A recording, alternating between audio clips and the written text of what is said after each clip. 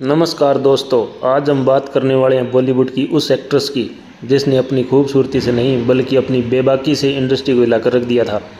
एक ऐसी एक्ट्रेस जिसने शाहरुख से लेकर संजय दत्त तक सभी बड़े नामों के साथ काम किया। फिर अचानक वह एक्ट्रेस इंडस्ट्री की सबसे कंट्रोवर्शियल स्टार कहलाने लगी। हम बात कर रहे हैं मनीषा कोइराला की। और आज की ये कहानी सिर्फ अफेयर या फिल्म फ्लॉप की नहीं है, बल्कि उस कंट्रोवर्सी की है जिसने उनके करियर की दिशा ही बदल दी। वीडियो के आखिर तक बने रहना, क्योंकि अंत में आप जानोगे कि वो सच्चाई जिस पर आज भी बॉलीवुड खुलकर बात नहीं करता। 90 के दशक में जब बॉलीवुड में हीरोइनों को सिर्फ ग्लैमर तक सीमित रखा जाता था, तब मनीषा कोइराला एक अलग सोच लेकर आई। फिल्म 1942, ए लव स्टोरी, फिर बॉम्बे और उसके बाद खामोशी। मनीषा सिर्फ एक्ट्रेस नहीं बल्कि एक पावरफुल आवाज़ बनती जा रही थी। लेकिन यहीं से शुरू होती है असली कहानी, क्योंकि मनीषा कैमरे के बाहर भी उतनी ही बेबाक थी जितनी ऑन स्क्रीन। बॉम्बे और पहली बड़ी कंट्रोवर्सी 1995 में आई फिल्म बॉम्बे। फिल्म ने जहां अवार्ड्स बटोरे, वहीं मनीषा को लेकर शुरू हुआ विवाद।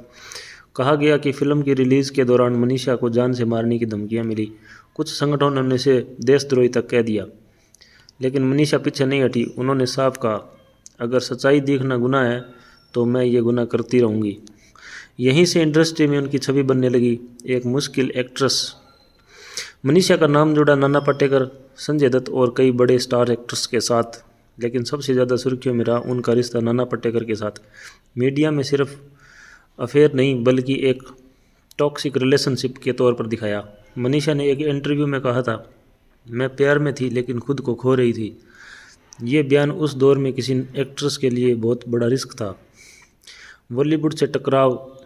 मनीषा की कई बार खुलेआम बॉलीवुड की राजनीति पर सवाल उठाए। उन्होंने कहा, यह टैलेंट से ज़्यादा चुप रहना ज़रूरी है। इसके बाद क्या हुआ?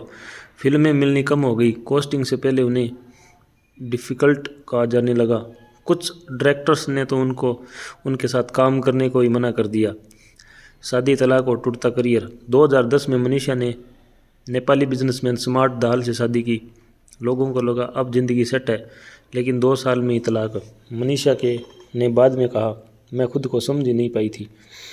ये वह दौर था जब उनका करियर लगभग ख़त्म मान लिया गया। कैंसर, अकेलापन और वापसी।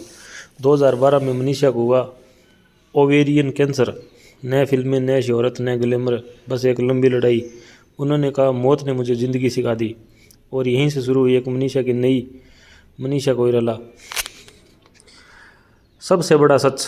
मनीषा की सबसे बड़ी कंट्रोवर्सी उनका कोई अफेयर नहीं था, बल्कि उनका सच बोलना था।